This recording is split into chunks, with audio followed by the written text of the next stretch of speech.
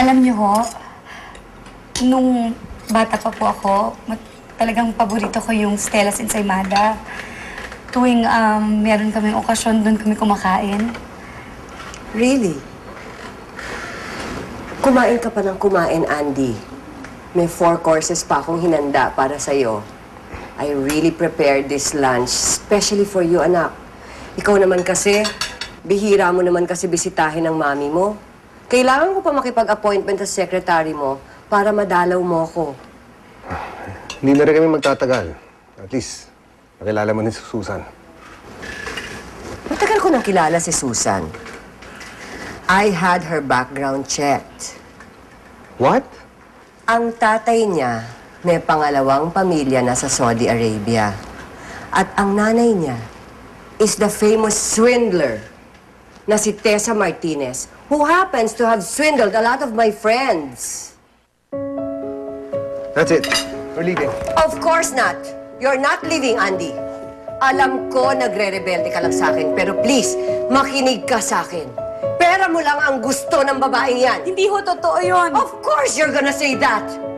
How can we be sure na hindi pera lang ang gusto mo sa amin ng anak ko at hindi mo kasabwat ang nanay mo sa panloloko mo sa amin? Andy, hiwalayan mo ang babaeng yan. Or else, ipapamanage ko lahat ng negosyo natin at mga restaurant natin sa ibang tao. Mahal ako ni Susan. Hindi katulad mo. Iniwan mo si Daddy! How dare you? How dare you?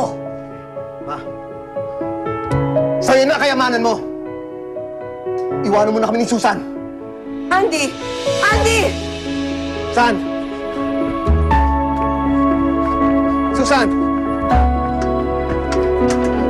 Saan pupunta? I'm sorry, Andy. Hindi ko talaga kaya. Ako dapat mag-sorry sa'yo eh. Hatid tayo ta. Hindi na. Kalimutan mo na lang ako. Magkaiba ang buhay natin. Hindi tayo bagay. Kalimutan mo na. Saan? Taxi!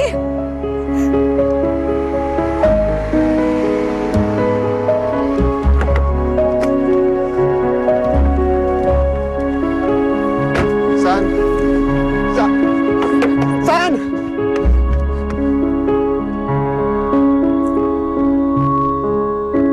Alam mo, Susan, ang sarap mo talaga magluto. Sure, kaya mo kumain?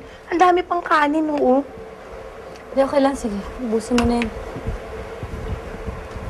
Alam mo, ikaw, ang lakas ng loob mo makipaghiwalay, tapos ngayon, magdadrama ka. Hindi maganda yan. Ko alam.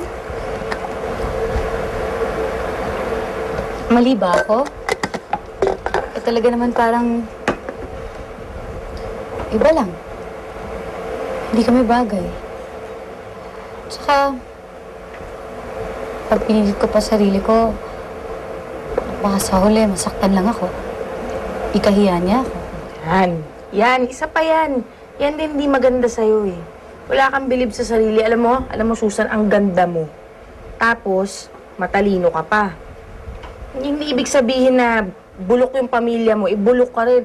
May exception yung kasabihang, kung anong puno sa rin ang bunga. Hindi totoo yung laging ganun. Huwag ka naman ganyan.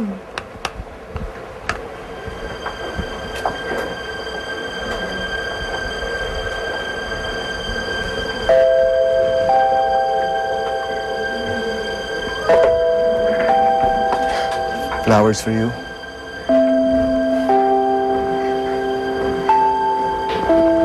Ba't ang dami? Kapang ko pa dapat gagawin yan eh.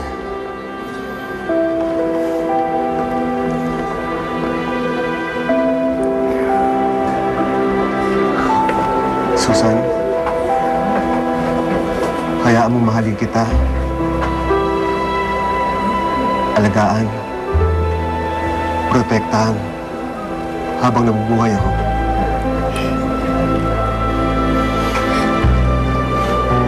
Will you be my wife?